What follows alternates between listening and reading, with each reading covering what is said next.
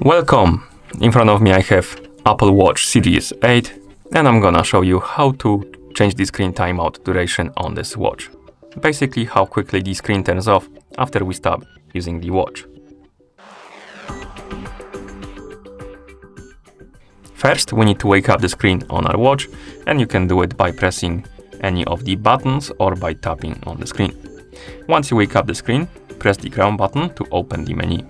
Now scroll through the menu by swiping on the screen, find the settings icon and tap on it to enter the settings. In settings, scroll down and find the option called display and brightness and tap on it to enter. Now scroll all the way down and at the bottom you should see the option called wake duration, select it, and here we have the list of durations. We have 15 seconds and 70 seconds. Select the one you like by tapping on it. And once you're done, you can press the crown button a couple of times to go back to watch face.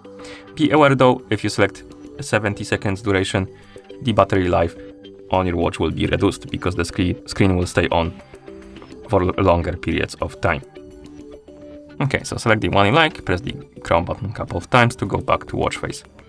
And that's how you change the screen timeout duration on this watch. Thank you for watching. If you found this video helpful, please consider subscribing to our channel and leaving the like on the video.